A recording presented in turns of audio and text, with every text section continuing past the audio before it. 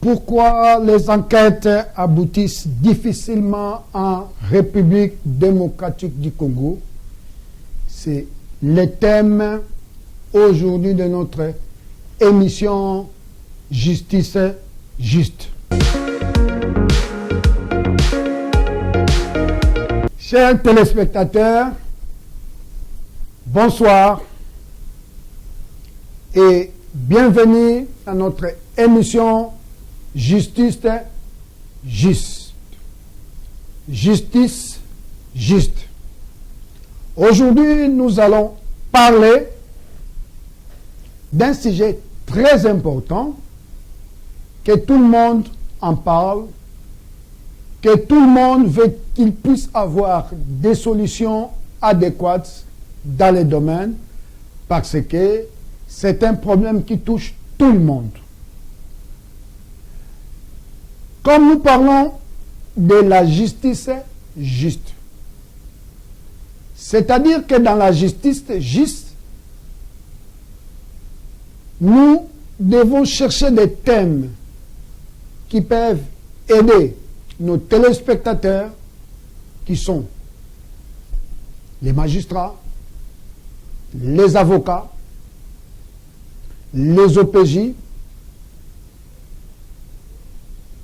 les ingénieurs, les sociales dans son ensemble. Nous devons chercher des thèmes qui touchent tous les domaines de la société, plus particulièrement dans l'hémisphère de la justice. Pourquoi la justice? Parce que la justice élève une nation. La justice fait en sorte que les pays puissent aller vers l'avant. Et aujourd'hui, nous avons des petites préoccupations. On a fait les sondages. Donc, avec notre micro-baladeur, de poser un peu de questions dans la population pour savoir pourquoi les enquêtes aboutissent difficilement en République démocratique du Congo. Pourquoi les enquêtes aboutissent difficilement en République démocratique du Congo. Vous allez écouter ce que les gens pensent. Quelques personnes qu'on a posé des questions et vous allez comprendre un peu ce que les gens pensent. Je pense que vous aussi, vous avez une idée et le numéro est là. Vous pouvez nous envoyer aussi vos préoccupations et des pistes de solutions pour qu'on puisse aller vers là-bas. Alors, écoutez maintenant nos téléspectateurs, les gens qui s'intéressent dans cette émission, les gens qu'on a trouvés du pif au paf, pour nous donner une idée. Les enquêtes n'aboutissent pas en RDC parce que ce sont des enquêtes qu'on fait avec des sentiments. Dans ces pays, il y a un problème de gérer les choses publiques avec les cœurs, avec les sentiments. Aussi longtemps qu'on ne met pas les affaires du pays au centre de ce qu'on fait, voilà pourquoi les enquêtes ne peuvent rien aboutir, parce qu'on mélange des choses et l'homme congolais n'est pas au centre des enquêteurs. À la question de savoir pourquoi les enquêtes n'aboutissent pas au Congo démocratique, je vous réponds par un autre exemple. Si par exemple aujourd'hui on demande à celui à qui on a donné 500 000 $ comme un coût de transport par Mouangatutu, et on lui demande par la suite, va enquêter sur le dossier Mouangatutu, qu'est-ce qu'il peut vous donner d'autre? Voilà, tout simplement, ce sur quoi repose aujourd'hui la nation congolaise. Donc il faut l'exorciser. Il faut sortir le pays de la poche des individus. Voilà le nœud du problème. C'est uniquement à cause de ça que les enquêtes n'ont jamais abouti et assez souvent on se sert des enquêtes pour justement endormir la population. Les gens se posent beaucoup de questions sur les enquêtes qu'on annonce avec pompe, mais au finish, on ne fait pas rapport de ces enquêtes-là. C'est vrai, c'est parce que, primo, est-ce qu'on finance d'abord ces enquêtes-là pour qu'elles soient menées? C'est vrai que les enquêtes coûtent cher. Est-ce qu'on les finance? Primo. Secondo, est-ce qu'il y a la volonté aussi de le financer? Tertio, est-ce qu'on veut avoir les résultats aussi de ces enquêtes-là? Moi, je pense, en gros, c'est une question de volonté.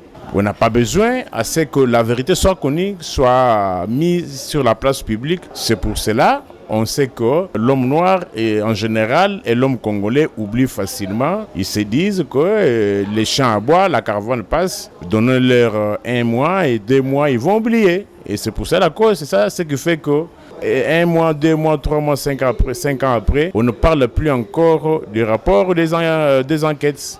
Les gens oublient et puis on passe à autre chose. C'est ça la raison. Si aujourd'hui on pose plus de questions pareilles, pourquoi les enquêtes en République démocratique du Congo n'aboutissent pas? C'est parce que d'abord nos instances judiciaires posent problème aussi avec certaines compétences. Mais sinon il a été demandé qu'il y ait des réformes au niveau de la justice. Lorsqu'une justice est là mais qui n'arrive pas à respecter les normes, surtout lorsqu'il y a une enquête qui peut être diligentée, et pour aboutir aussi avec cette enquête, ça poserait un problème d'une affaire inachevée. Mais sinon, il faudrait qu'on passe textuellement aux réformes de la justice congolaise. Vous verrez que toutes les enquêtes qui peuvent être déjà diligentées peuvent ex facto être abouties. Donc si aujourd'hui, il y a toujours les gens qui ont une même mise sur la justice, et si la justice n'est pas aussi tellement indépendante, ça poserait toujours un problème inachevé aussi de certains dossiers ou certaines enquêtes qui peuvent être déjà diligentées. Donc la nécessité que la justice soit indépendante, et deuxièmement qu'il y ait aussi des réformes vraies de cette justice, et je crois que ça sera quelque chose de très important en République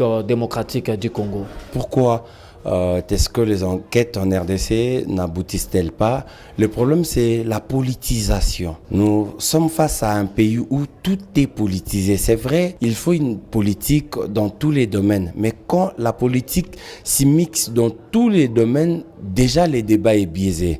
Aujourd'hui, on a des magistrats politiques, ou soit des magistrats qui sont dans des poches de politiques, des magistrats qui sont manipulés par les politiques, de magistrats qui sont manipulés par les victimes et même, ou soit les complices, ou soit les acteurs dans les infractions. Alors, face à ces genres de magistrats, vous ne pouvez qu'avoir des résultats qui ne seront pas probants parce que les magistrats sont corrompus. Je ne vais pas vous rappeler la mémoire, les chefs de l'État l'ont même fait mention que la justice n'était pas satisfaisante vu la manière dont la justice était rendue. Aujourd'hui, nous avons une justice pour le pauvre, une justice pour les riches. Si vous vous rendez aujourd'hui dans des tribunaux, vous verrez qu'il y a une sérénité qui est traitée par le pauvre, qui n'est pas le cas chez certaines personnes qui s'est retrouvées dans la politique, ou soit certaines personnes qui sont dans le sillage politique. Je pense que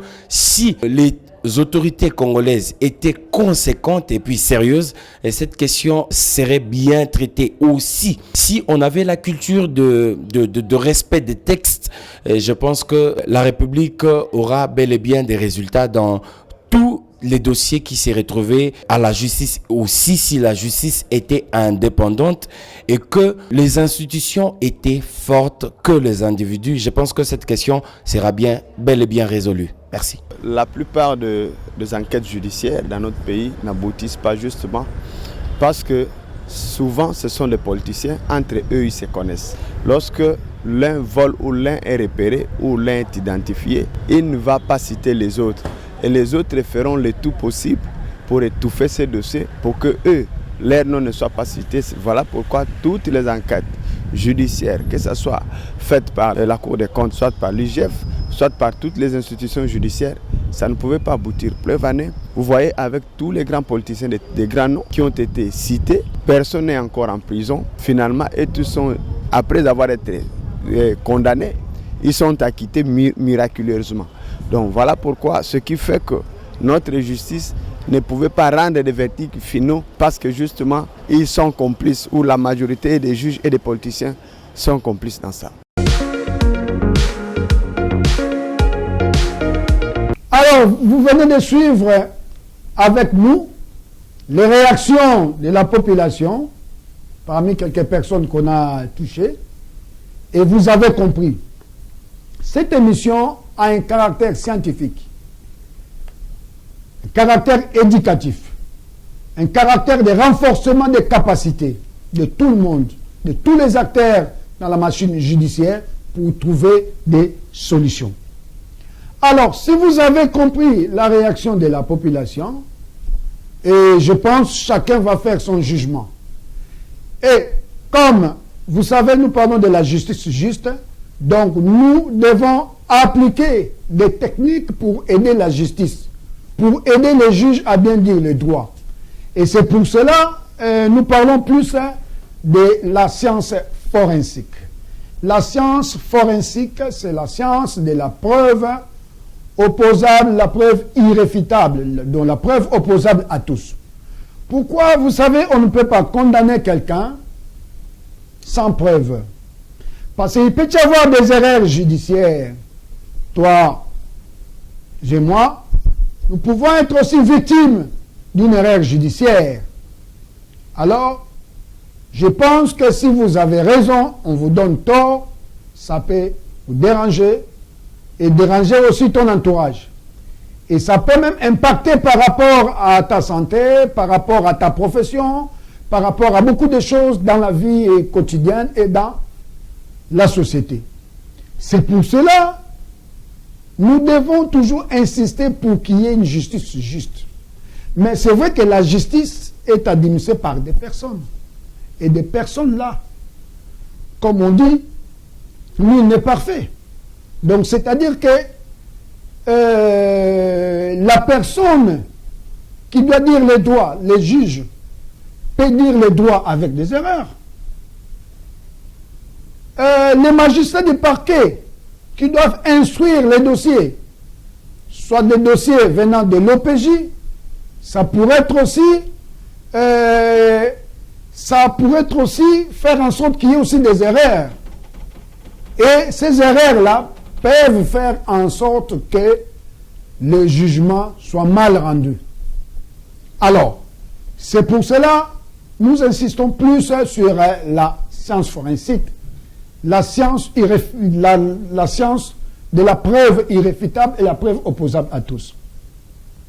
Alors, comme on vous a dit la fois passée dans notre première émission, je vais répéter encore pour vous expliquer un peu, cette science-là vient faire quoi? Cette science travaille sur les preuves, 3 types de preuves. Nous avons la preuve indicative, nous avons la preuve disculpante et puis nous avons la preuve corroborative. Donc, c'est-à-dire quoi? Les magistrats du parquet ou l'OPJ peuvent récupérer tous les éléments de la preuve. Et si c'est l'OPJ, s'il va ramener son niveau du parquet, et maintenant, c'est le parquet qui doit maintenant instruire le dossier. Soit il va charger la personne, soit il va décharger la personne. S'il charge la personne, les magistrats du parquet ramènent la personne chez le juge pour être jugé et condamné.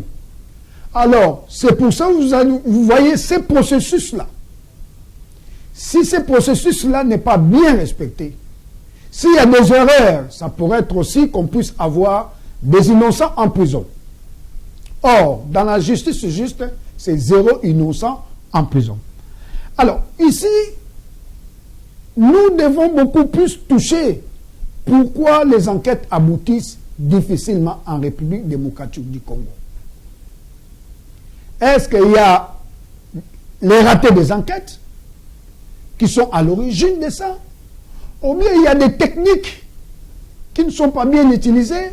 Ou bien il y a non-respect de la procédure, par exemple, dans ce domaine-là? Ça pourrait faire en sorte aussi, les enquêtes peuvent avoir des difficultés pour qu'il y ait l'aboutissement. Et maintenant, comme on a dit, il y a une science qui peut aider la justice d'une manière générale pour que cette justice-là puisse être juste, pour qu'on puisse condamner la personne qui doit être condamnée, innocenter la personne qui doit être aussi innocentée. C'est pour ça, ici, nous avons, dans cette émission, nous avons des illustrations qu'on va vous balancer pour voir, par exemple, comment est-ce qu'on peut mener une enquête. Parce que si une enquête n'est pas bien menée, alors les résultats, c'est toujours un fiasco.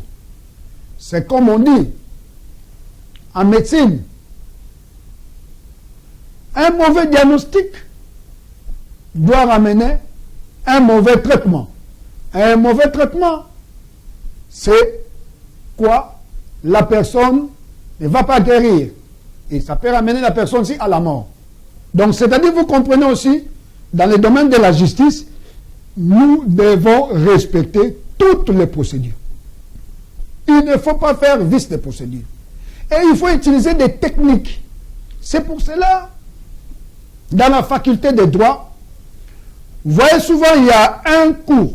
Moi, j'appelle ça un cours fondamental.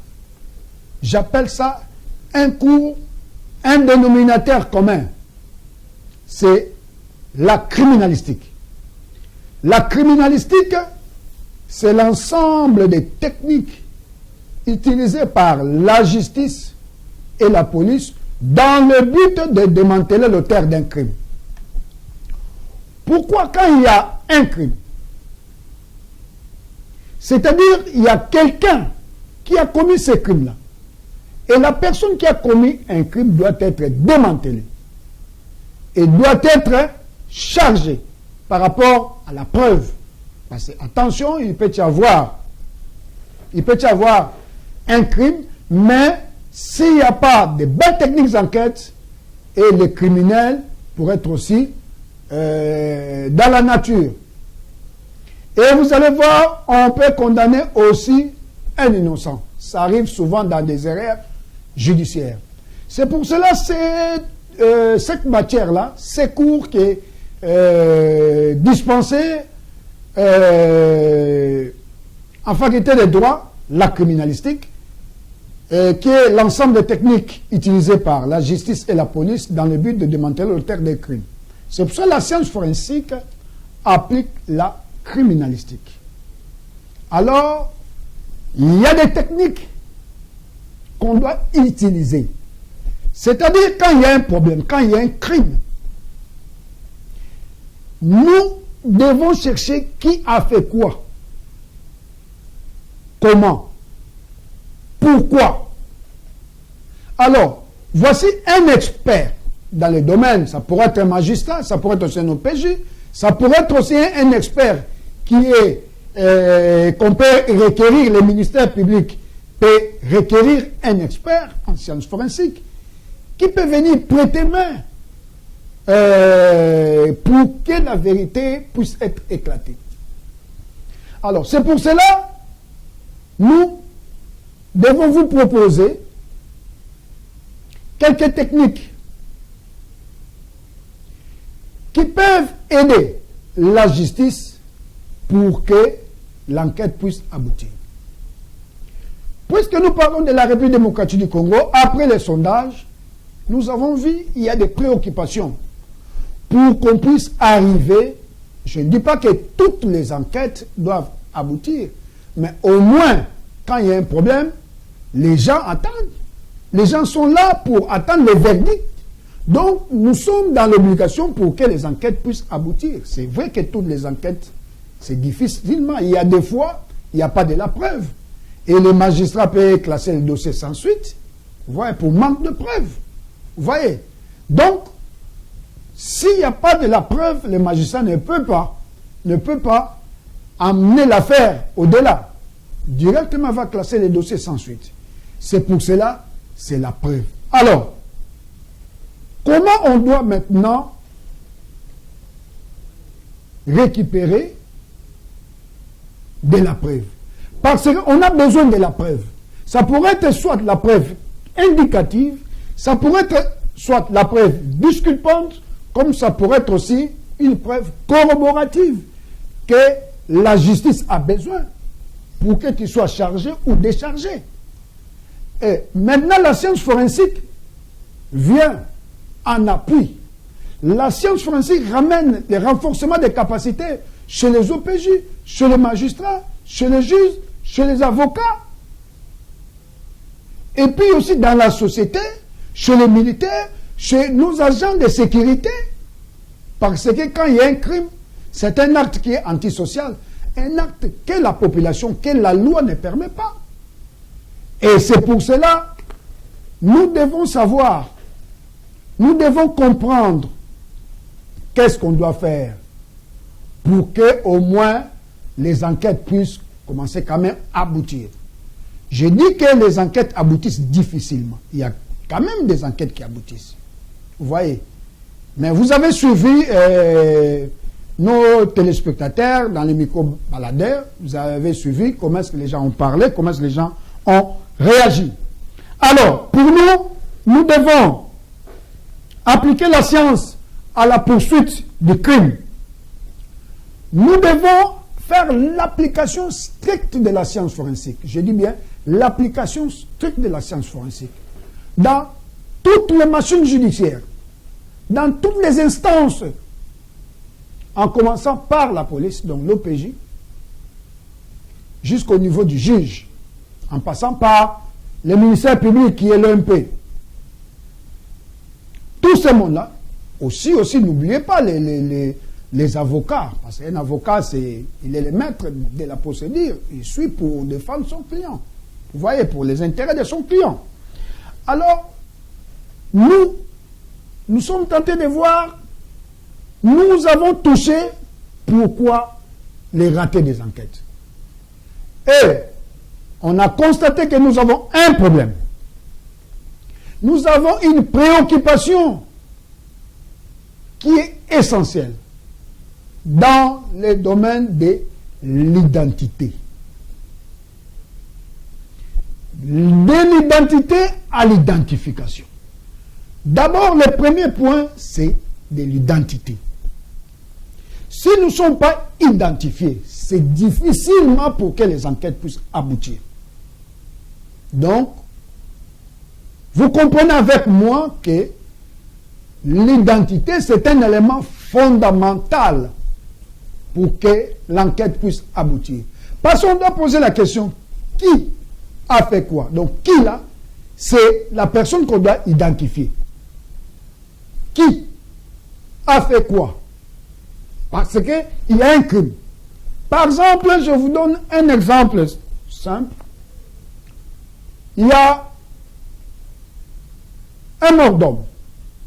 Vous trouvez quelqu'un qui est décédé, soit par arme à feu, en balistique lésionnelle. Vous allez voir, donc ça c'est déjà une mort suspecte, une mort criminelle. Maintenant, la population, de la justice et la population veulent savoir qui est l'auteur de ces crimes. Voici des questions qu'on se pose. Mais pour savoir qui est l'auteur de ces crimes, on va commencer par identifier la personne. Comment est-ce qu'on doit identifier? D'abord, on va identifier la victime et chercher maintenant son assassin. Qui a fait quoi? Donc, c'est l'assassin. La victime est là, on doit identifier la victime. Donc, c'est-à-dire que si la pièce d'identité, c'est vrai, on va voir le nom, l'adresse, tout. Mais s'il n'y a pas, nous devons procéder encore par des techniques. Soit la photographie, la famille peut normalement reconnaître la personne, la victime. Deuxièmement, on peut faire aussi de l'identification avec les empreintes digitales. Et si nous avons une base de données, c'est pour ça que nous parlons de l'identité à l'identification. C'est pour cela. La raison pour laquelle nous devons avoir une base de données. Cette base de données-là doit nous servir à faire la comparaison dans les cas où on ne sait pas qui. La victime, là, c'est qui? On doit identifier. Parce que nous avons une base de données. Par rapport à cette identification, nous allons faire la comparaison. Et maintenant, nous allons pousser loin maintenant pour savoir qui a fait quoi. Donc, c'est les criminels, l'assassin. On doit prélever les empreintes. on doit chercher l'aduit pour identifier l'arme qui a servi à la mort, qui a tué la personne. Tout ça, c'est dans l'identification, qui peut nous ramener même à remonter à savoir l'arme utilisée. Et aussi, vous devez savoir là où, parce que dans l'endroit là, c'est la scène des crimes. Maintenant, nous devons chercher quoi? La trace. Donc, de la trace vers l'assassin. Maintenant, on va utiliser des techniques. On va utiliser des techniques. Et qui maintenant va faire quoi? Qui va faire quoi? Comment? C'est-à-dire, nous avons des experts qui peuvent venir. Ça pourrait être soit la police technique et scientifique, dans son département de la balistique, doit identifier là. Les médecins légistes arrivent aussi pour savoir, il s'agit de quel tir, par exemple, à bout portant, tir de loin, bout touchant, et voir aussi la plaie d'entrée, donc la porte d'entrée et la porte de sortie, pour voir la plaie, comment ça se présente. On doit aussi utiliser la photographie judiciaire pour voir tout ce qu'il faut. Maintenant, on doit aller à la recherche du criminel. Mais, comme je vous dis, avec les éléments qu'on doit trouver là, donc c'est déjà une scène de crime. Et cette scène de crime doit être protégée. La scène de crime ne doit pas être polluée. Parce que si la scène de crime est polluée, l'enquête aura aussi des problèmes pour aboutir. Les magistrats peuvent venir. Les services de renseignement peuvent venir. Mais nous voyons souvent, il y a des fois, les gens rentrent en désordre dans une scène de crime. Vous allez voir, les différents services viennent directement pour polluer même la scène de crime. Et là, maintenant, on n'aura rien. Il y a des fois même, vous allez voir l'arme. On touche même l'arme qui a servi. Ou bien vous allez voir, on touche même la personne qui est décédée.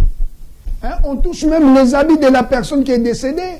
On touche les éléments qui pourraient aider les experts en scène de crime, ou bien la police, ou bien tout le monde, les magistrats, pour chercher la personne, donc l'assassin.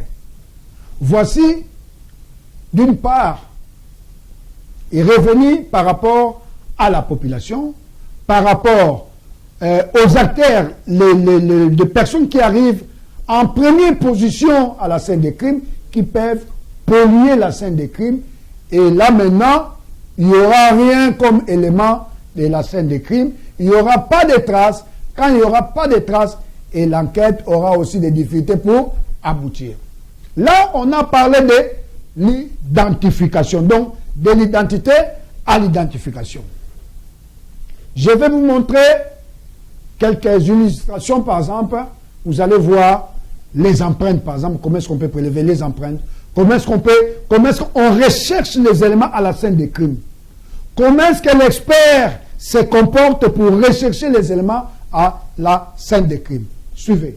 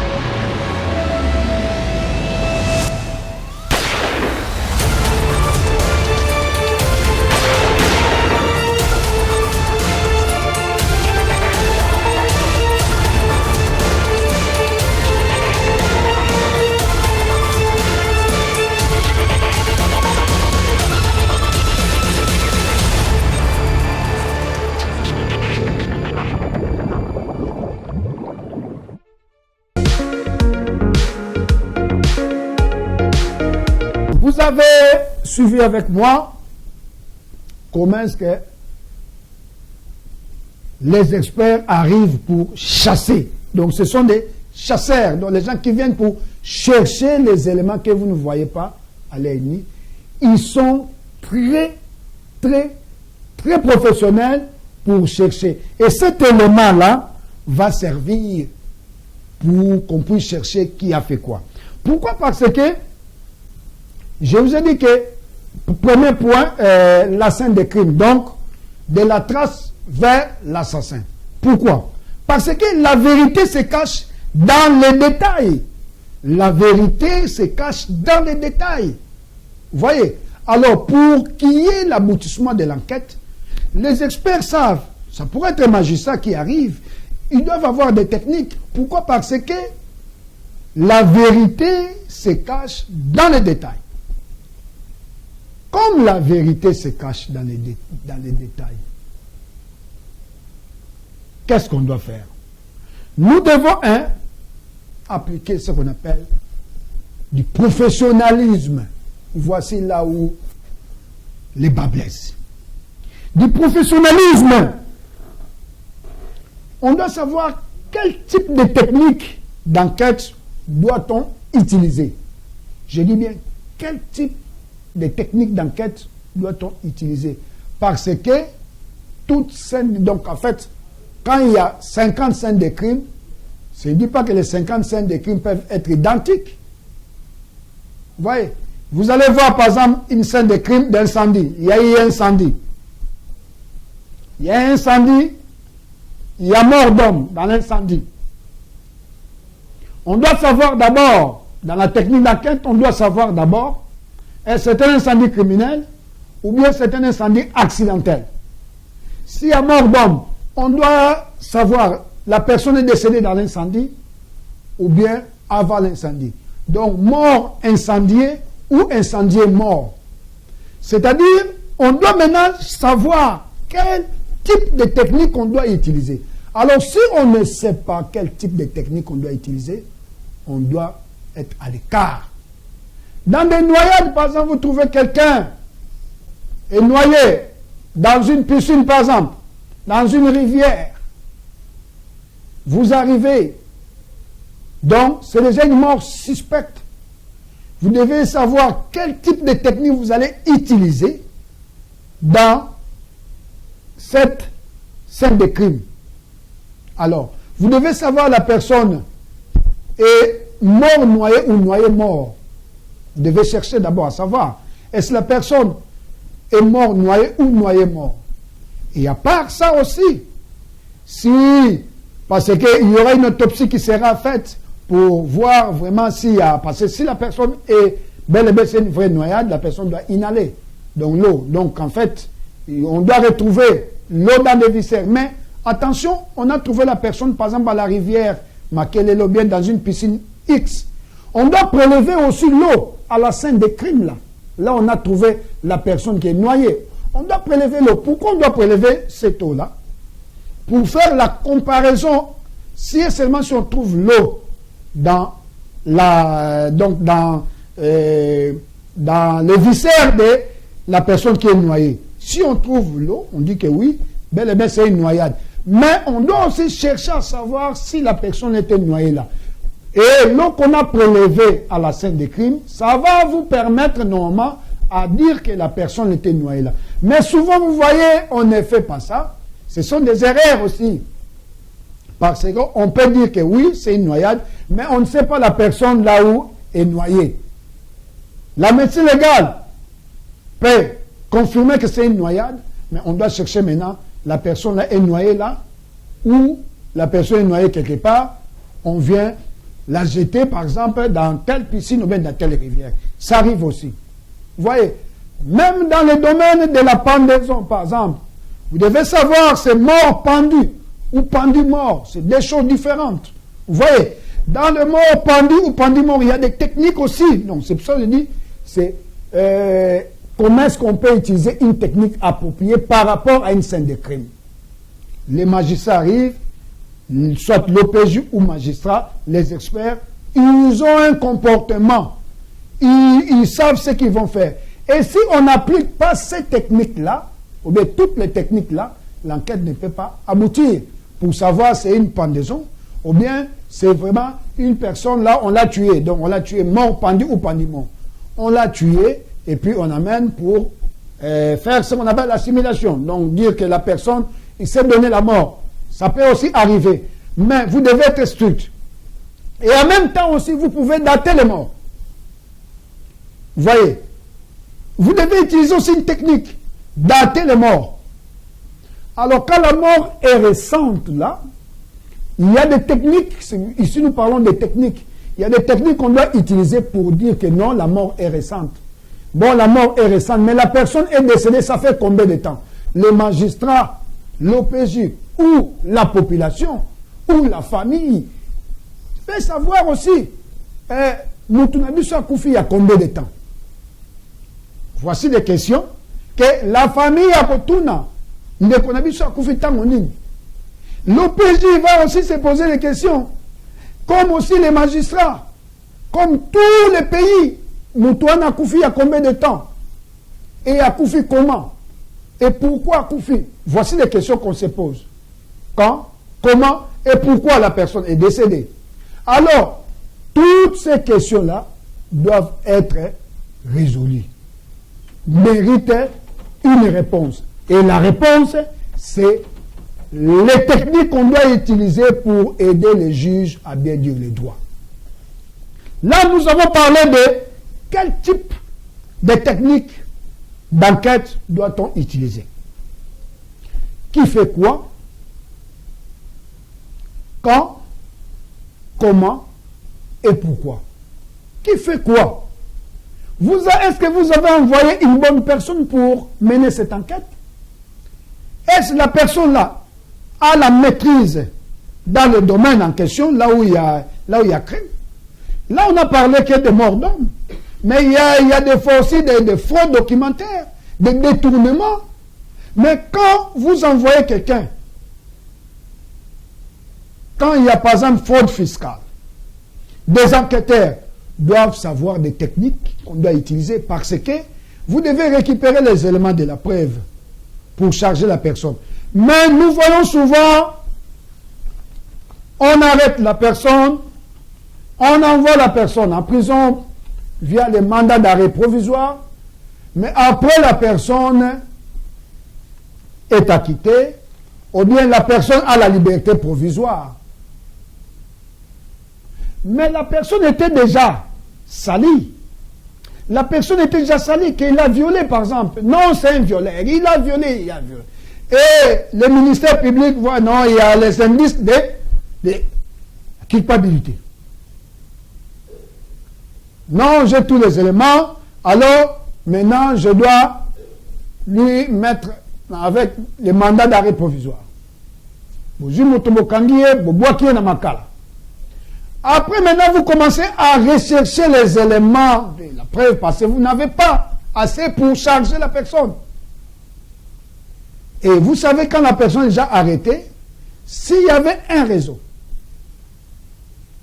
vous-même, vous avez commis des erreurs. Pourquoi? Parce que le réseau saura directement que telle personne est arrêtée. Donc, nous devons tout faire pour effacer les traces. Or, vous avez besoin de traces. C'est à ce moment-là, quand vous allez chercher, vous cherchez, et vous n'avez rien, maintenant, vous allez acquitter la personne, ou bien vous donnez la personne la liberté provisoire. Alors, ce sont des techniques un peu qu'on doit chercher quand même à enlever, à zapper, à utiliser la science forensique. Donc, cherchez d'abord les éléments de la preuve. Cherchez d'abord, regrouper tous les éléments de la preuve et venir charger la personne. Directement, vous allez voir, vous devez fixer les dossiers. Donc, le ministère public fixe les dossiers au tribunal pour que la personne soit jugée, condamnée. Mais le ministère public arrive avec les éléments de la preuve pour charger la personne. Mais, dans la majorité des cas, nous allons voir, la personne est restée là pendant plusieurs mois. La personne n'est pas jugée. Le dossier n'est pas encore fixé. Vous voyez? Alors, tout ce temps-là, il y aura quelques traces qui peuvent aussi être effacées. Vous voyez, alors comment est-ce qu'on peut penser à l'aboutissement de l'enquête? Donc l'enquête aura toujours des difficultés pour aboutir. Alors nous avons des pistes de solutions. Des pistes de solutions parce que cette émission a pour but.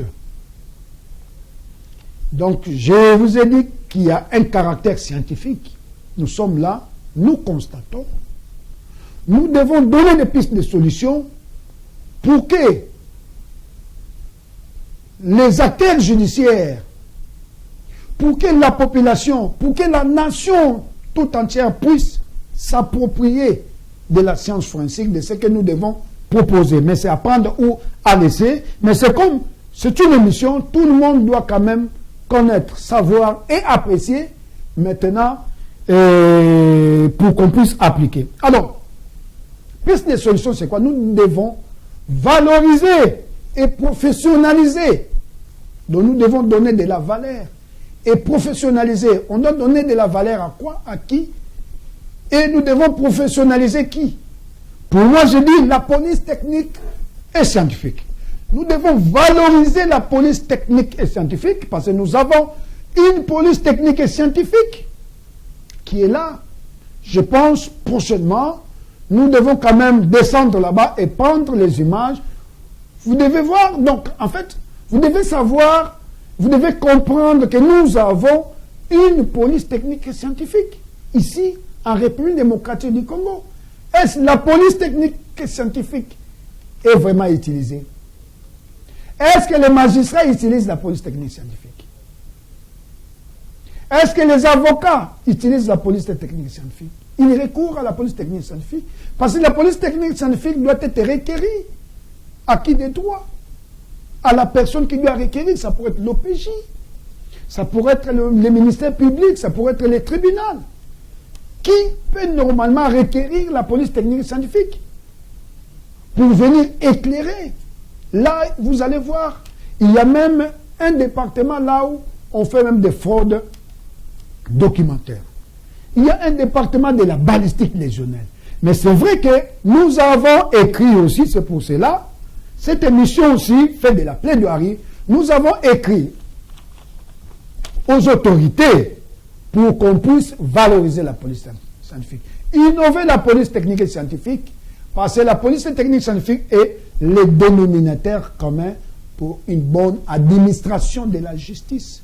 Parce que demain ou après-demain, ça sera toi. Tu pourrais être aussi victime d'une erreur judiciaire. Ça pourrait être toi aussi qui me regarde. Ça pourrait être toi aussi une autorité, une haute autorité. Tu pourrais être aussi victime d'une erreur judiciaire. Mais est-ce que vous pensez à la police technique scientifique, qui est la base? Est-ce que vous pensez à l'innovation de la police technique et scientifique? Est-ce que vous pensez au département de la biologie de la police technique et scientifique? Est-ce que vous pensez aux véhicules qu'on peut doter la police technique et scientifique pour que la police technique et scientifique puisse être vraiment active? Est-ce que vous savez qu'on peut doter les équipements qu'il faut pour que la police technique et scientifique puisse être à la hauteur? Est-ce qu'on le fait? Est-ce qu'on a déjà visité la police technique et scientifique, les laboratoires? Est-ce que nous pensons à ça? Vous les magistrats, vous les juges, vous les autorités, la nation. Est-ce que vous savez que nous avons une police technique et scientifique qu'on peut recourir? On peut requérir que le ministère public ou le tribunal peut requérir. Est-ce qu'on le sait? Si on le sait, voici le moment. Nous devons, deuxièmement, donc je vous ai dit, premièrement, nous devons valoriser et professionnaliser la police technique et scientifique. Deuxièmement, nous devons renforcer les capacités en sciences forensiques des magistrats, des OPJ, des services de sécurité, nos services de sécurité. Nous devons renforcer. Tout le monde là doit suivre les formations en sciences forensiques. Parce que la science forensique, c'est la science de la preuve. Dans la science forensique, il y a les renseignements forensiques. Dans la science forensique, il y a beaucoup de choses, il y a de la matière dans la science forensique. C'est vrai que c'est une science nouvelle, mais vous pouvez toucher, vous pouvez chercher dans le Google, vous allez voir comment est-ce que la science forensique, aujourd'hui, pour dire les droits, la science forensique est à la base. La science forensique est la base, est le fondement pour qu'on puisse bien dire les droits.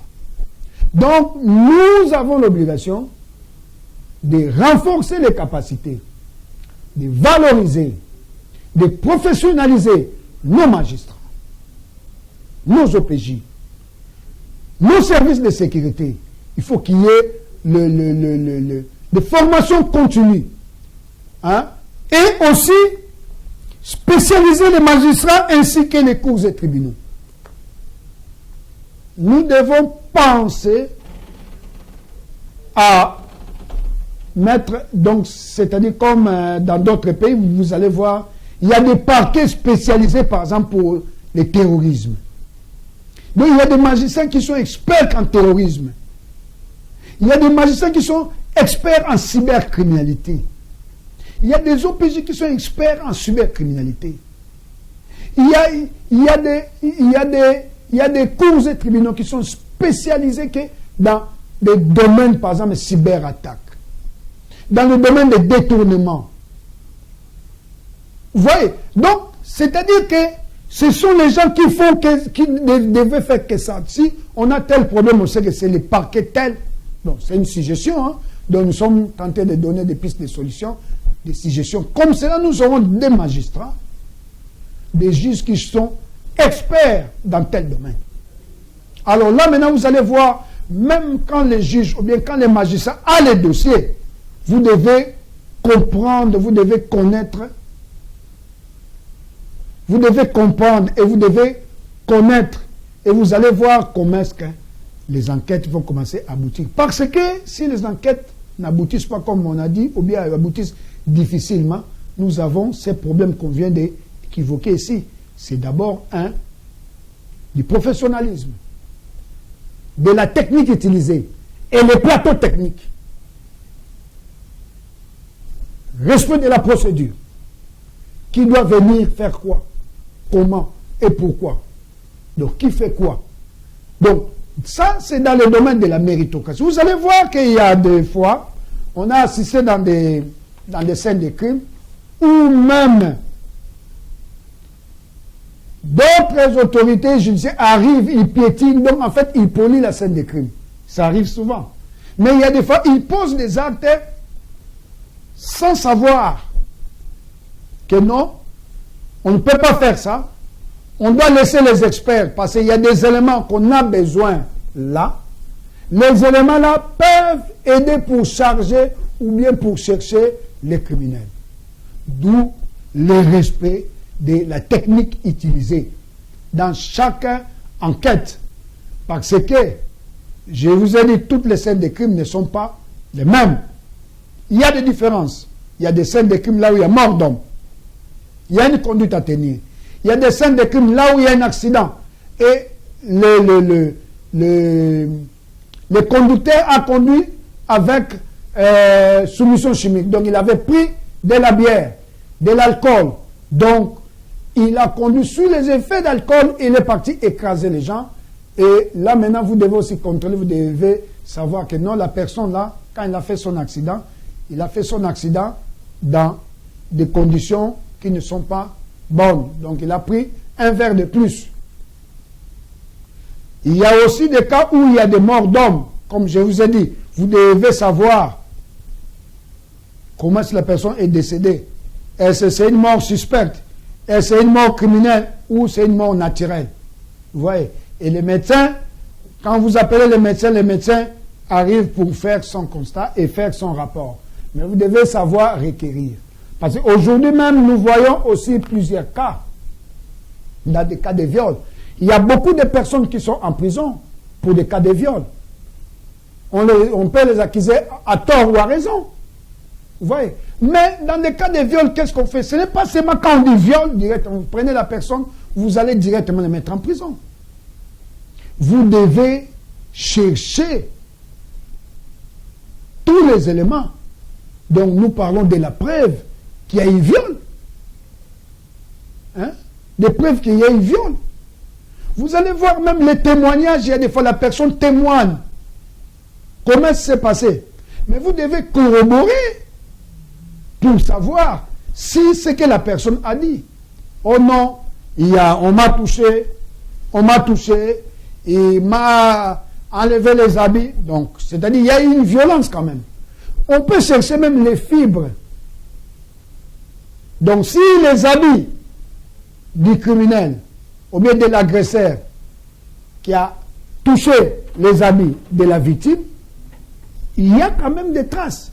On parle normalement des fibres. Vous pouvez retrouver les traces de l'habit que le criminel a porté dans les habits du criminel, de la victime. Donc, criminel et victime, il y a une relation. Alors, voici les éléments qui nous aident. Donc, il faut qu'il y ait une très belle enquête. Il faut utiliser de bonnes techniques.